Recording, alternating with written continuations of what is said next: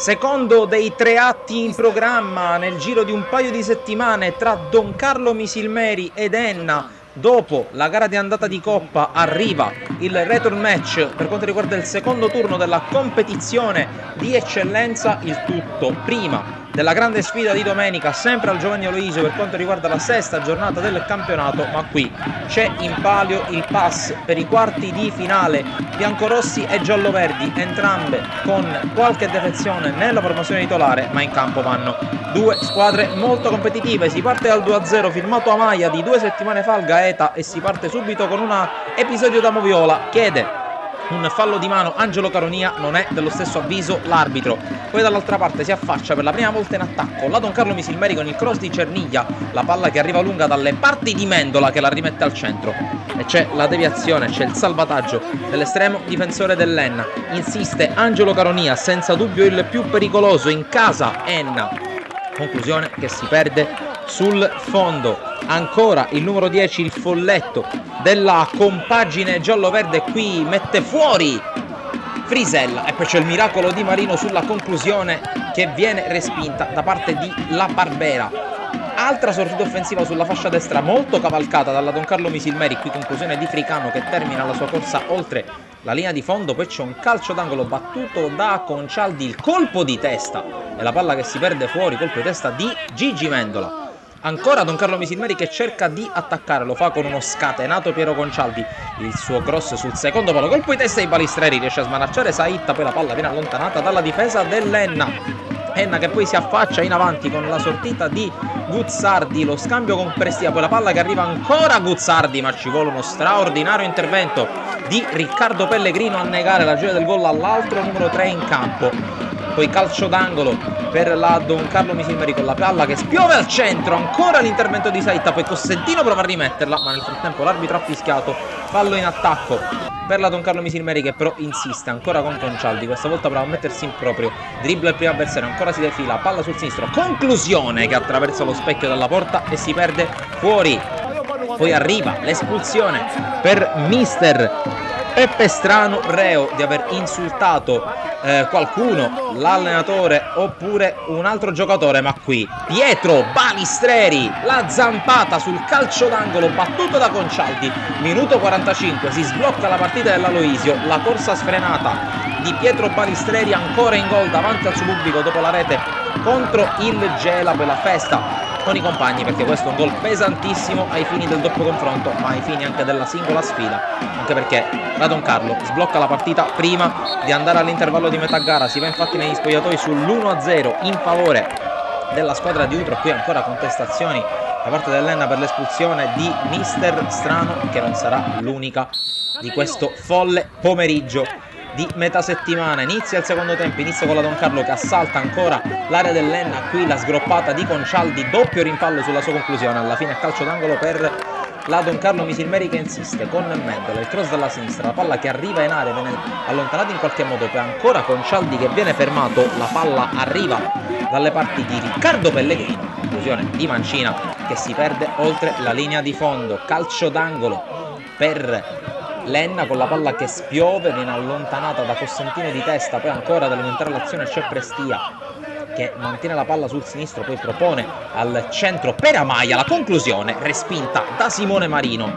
Poi ancora attacco da parte dell'Enna con Frisella che va a vuoto, Prestia che si mette il pallone sul destro, propone il cross, il colpo di testa con la palla che si perde fuori da parte di Alessandro, poi giocata extra lusso di Mendola per Matera che si sgancia sulla sinistra, propone il cross, non arriva a Balistreri, la palla arriva invece a Concialdi, un rigore in movimento che però si perde sopra la traversa, occasionissima per la Don Carlo che qui subisce il ritorno in attacco dalla compagine di mister Strano. Altra conclusione respinta molto bene da Marino sul primo palo in calcio d'angolo. Ancora però la squadra ospite che attacca, versante di destra con Prestia, la palla messa al centro, il colpo di testa spizzato di Amaia che si perde oltre la linea di fondo. Poi c'è un calcio d'angolo per la Don Carlo con Concialdi che gioca corto con Fricano, la palla finisce ancora al numero 10 che propone questo cross, la palla danza davanti l'area piccola ma non viene toccato da nessuno. Poi arriva l'occasione del 2-0 con Mendola che raccoglie e poi spara col sinistro a incrociare incolpevole Saitta. La palla si insacca, il gol del 2-0, il secondo in 4 giorni per Luigi Mendola, che domenica ha trafitto il Plus Palermo e qui segna il gol che riporta tutti in parità a pochi minuti dalla fine.